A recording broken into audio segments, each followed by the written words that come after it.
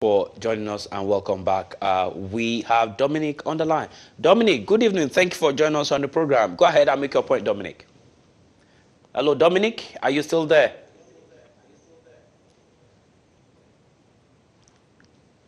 Dominic. Yeah, Mr. Tunde, good evening, sir. Good evening, everyone who is there. Let me start by saying that this government, like as you said, have actually enjoyed a lot of goodwill. The goodwill in the sense in that most of the Nigerians, they don't know what is happening.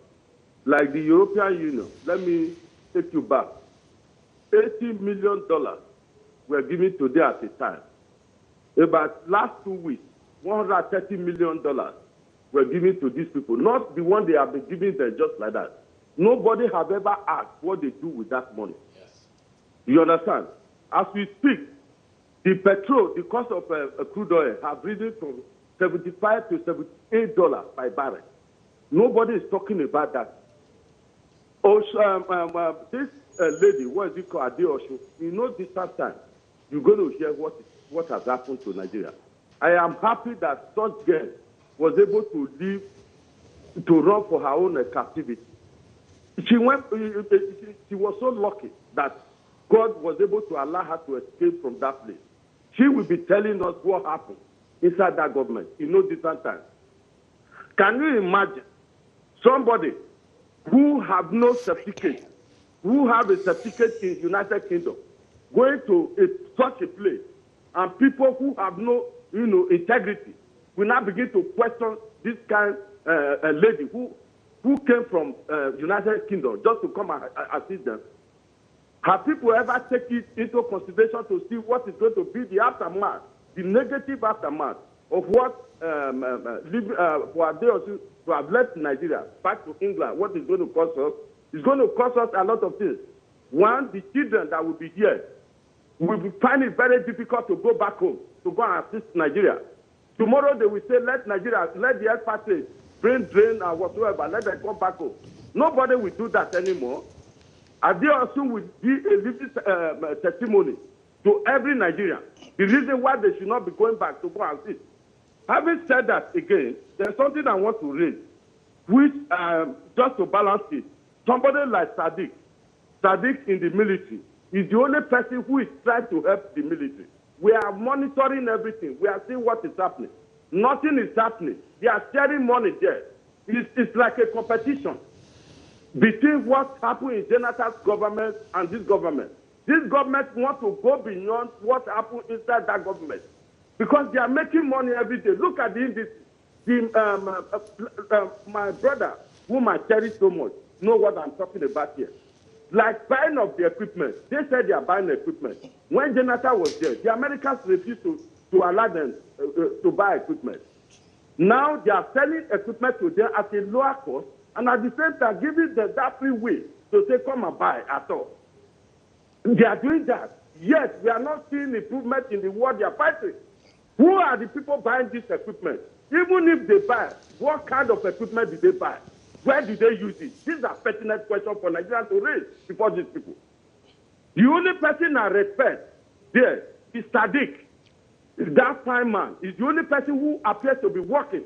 Every other person are dormant and inactive. We do not know what is happening. They are dead wood inside that government. And when people raise their voice, they will say they are going to begin to use something to track them down. Nobody is afraid this time. We are ready. We are ready, provided we stand on the true side of Nigeria. That's what we are up for. If you do good, we will say it. When Buhari do good, we will say it. If you do bad, we will raise it before the international community. Thank you, sir. All right. Okay. Thank you so much, Dominic. But can I quickly just state this, that the fact that the former minister returned to London will cost Nigeria a lot because people will be afraid Nigerians in the diaspora be afraid to take up responsibilities. I think you might be wrong in some in that aspect, because to not forget that when you hold sensitive positions in Nigeria, it does create a platform. If you discharge your responsibilities with a whole lot of integrity, it opens a lot of doors for you. Let's take, for instance, the former Minister of Agriculture, who today is the chair of the Africa Bank. And you remember immediately Ngozi Okonjo left government, she took up a post with Global Alliance. Now she's taking up post at the Twitter board. She first went back to the World Bank and now she is on board of Twitter. And a lot of Nigerians who have served Nigeria diligently, when they left their position, they always found themselves in better response.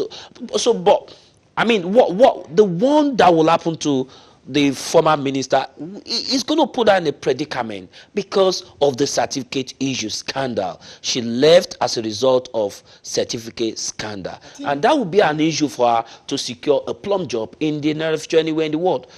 That's my opinion. But if she had done her job with some integrity and diligence, she might plum job would have been waiting for her. She is one of two that have been noted in this in Buhari's administration to have done a good job. So she did some very good job in that, and she worked with world economy. But the issue of certificate scandal is going to be a bleak image on her moving forward into better position in the global. Definitely, as we said, and I think it's important to highlight that we in the diaspora have a traceable record.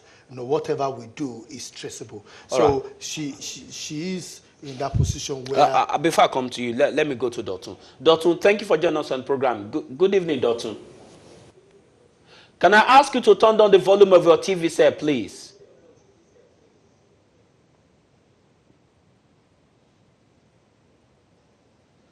Hello, Dotun. Can we just take him out? Thank you. All right. You were on the line before we went. Go on. Yes, the point that I was trying to make briefly was that we had this terrible cocktail of an economy that was not rosy. My proof for that is easily checkable, down to the fact that if the economy was rosy, Nigerians would not have voted out. But if you keep saying but I want to add to that, if you permit me, please. How do you measure economy when the cost of living was cheaper 2015 when this government came to power compared to now? The rate at what you buy fuel. It's not when you destroy an economy that it shows. It doesn't show immediately. That's the way the economy works. Should Buhari not have built on what he met on ground? We've just left a recession in the UK here as well. When Tony Blair left power, he left nothing in power, and the Chancellor that took over from him said it. Let's go back to America. Let's go back to Obama. Yeah. Obama left a growing economy. Good. Yeah. After so it would have been easy. Wouldn't it have been easier for Trump? Not after 2 years. Would it not have been easier for Trump to damage and lead America to recession as a result of his utterances and actions? I'll come back to that. Yeah, but there's this other point. I'm saying that there's a terrible cocktail of that, plus the fact that the only thing we have that we sell, which is petroleum, which is crude oil, sweet bunny, ended up being as cheap as $30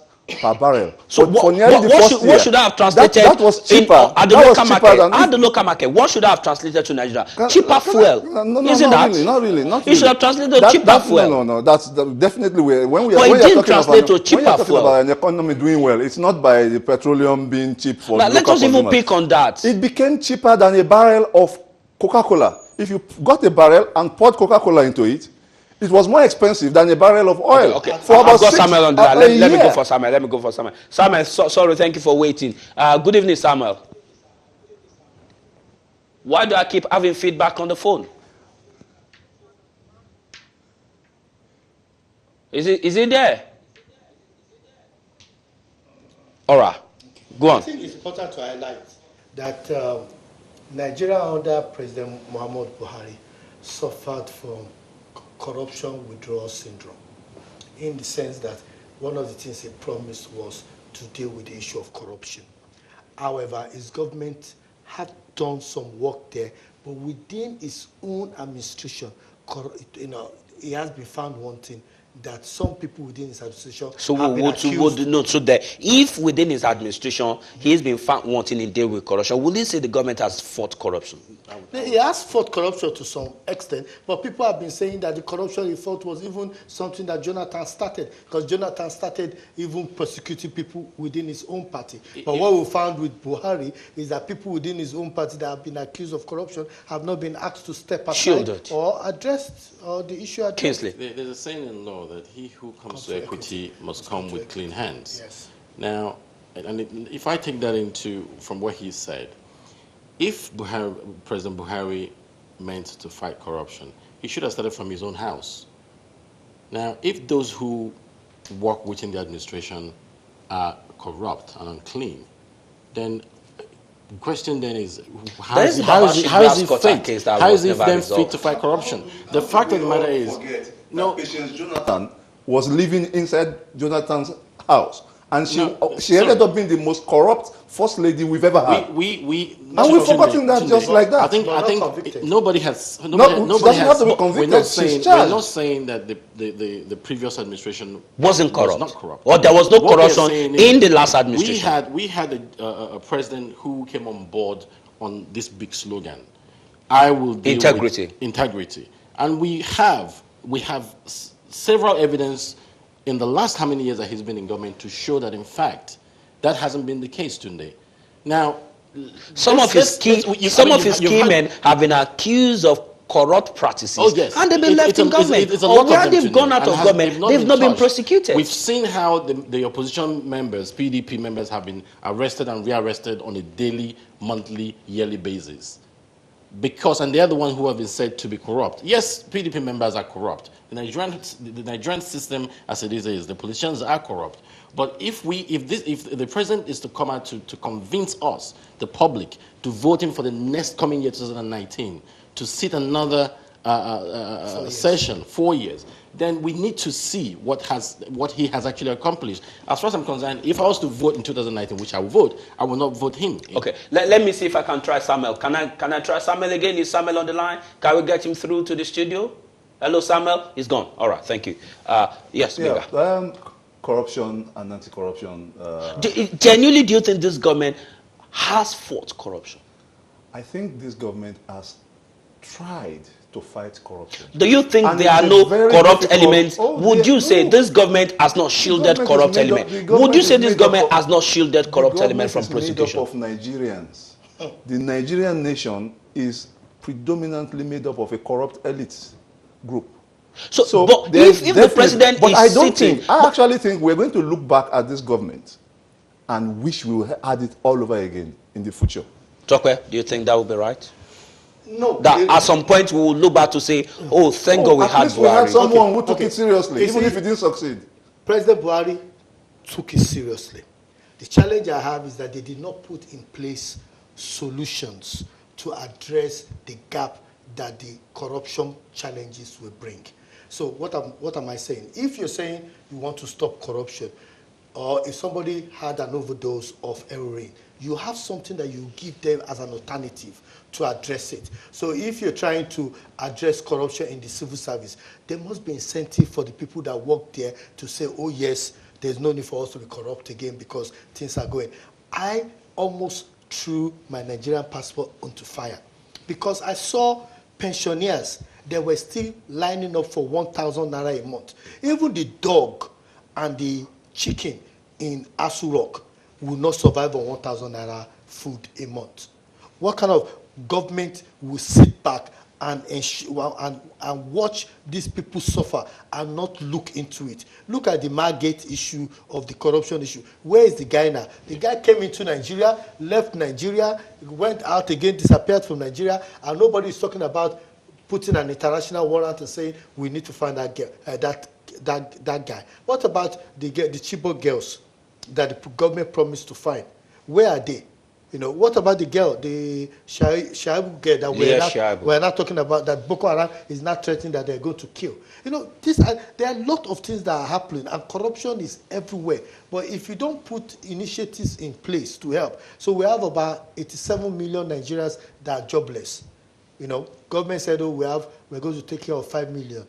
But there are a lot of things that Nigerian government could do. Nigerian government could look at all the abandoned buildings and put IT infrastructures there and say, if you are jobless, come and sign in. Now start looking. Let's start teaching you coding. Let's start teaching you, you know, some IT, new IT technological training, so that you could become the next Facebook owner or things like that. They're not doing that. All they're teaching them is how to do fishery, how to do a bit of chicken. That's not the kind of thing that will move Nigeria economy up. Because of our time, let me ask you this last question. As a security advisor and consultant, taking a look at normally Nigerian political environment. First time, people pretend to work. Second time, the labor, and what they do second time is just try to patch up things or get things for themselves. From your assessment of the first time performance of this government in security, would you say this government would do better if elected? The challenge I have is that they are not using any of the world benchmark in the area of violence extremism to match themselves. So, for example, we have the global index on terrorism, which place Boko Haram and other organizations in one of the 1 to 5. If this government says, or Buhari comes out and say, I will make sure that by the end of my 4 years, Boko Haram is number 15, or Nigeria is number 15 on the global list of terrorism, I will vote him. If he comes out and say, you know, in terms of, if he declares the headers and the farmer violence not as a clash, but as a violence, and consider the ruthlessness of these guys. Say, these guys are extremists. If he says, okay, as we speak for the last 6 months, we've not heard of anybody that have been prosecuted by the 8 men. So if he comes out and say, I will prosecute these individuals, I will make sure that within the next 6 months, not even one person will be killed in this area, blah, blah, blah. And those kind of things, then I will vote him. Then I will encourage people to vote him. As it stands now, the chances are not. The chances are very small. Kingsley? I think the operative word for me today is fairness and accountability. If I were to be convinced that this administration is going to do better in the next 4 years, they have to be fair in fighting corruption. It means that across the border, they've got to do something about it. If you breach the rules, if you steal, you'll be arrested and prosecuted. Accountability. All the monies that have been recovered, those who've looted Nigerian funds in the past, we need to see how it's been deployed. So far, nobody knows where they are.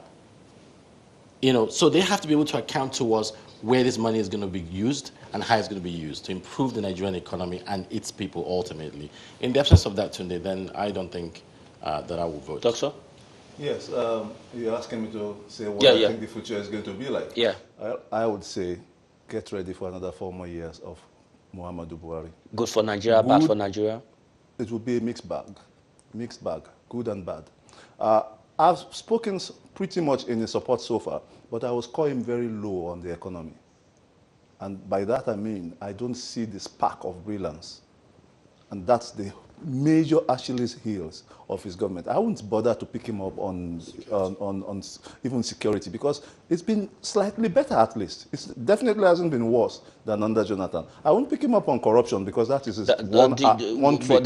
During Jonathan, there was no headers, farmers, violence. There has always been dating back to when you and I were in the north. We lived in the north together. Temi and I schooled in the north. Not as prominent as this. Maybe not as prominent. But not as pronounced and prominent as we are. Things take time to snowball. Of course, we cannot say the government has not done very well in certain areas. This government has done well in certain areas. We can give you kudos in certain, but then it is also going to get some knocks in most areas or in certain areas. Let's settle for that. Probably between now and then, the government will change tune. We may have a good, excellent finance minister that will change and turn the country's economy around. Hopefully, when it gets in for the fourth, when it gets in with slim minority. We wouldn't know that. We wouldn't know. Maybe he will get his ministers in place within the first At least in the I first think 5 there's a months. law now. Less than 5 months. There's a law now. A bill. I think it's a bill. I don't know if it's been assented to, mandating the president to appoint his ministers within certain number of. That's fantastic. Yeah. That's fantastic. Check that properly. Oh, right. Okay, guys. Thank you so much, Tim Topo Lodo, Counter Streams Advisor and NESPA. Thank you for joining us on the program today. Casey Law Chambers, the senior partner, Kingsley Yemene. Thank you for joining us on the program. And Benga Oduton, Kent Law School in Kent University. Thank you for joining us on the program. My name is Tunde Lab. It's been a pleasure to have you guys join us on the program. I'm sorry for those ones that have not been able to get through to the studio today. Next week, Tuesday, is another important day. Do not go away. Enjoy the rest of your evening. Bye. We give you the information that you need, from business to economy, to politics, to technology. And that's what we do here on Newspunch, from the beginning to the end. And that is why we are here. Keep watching.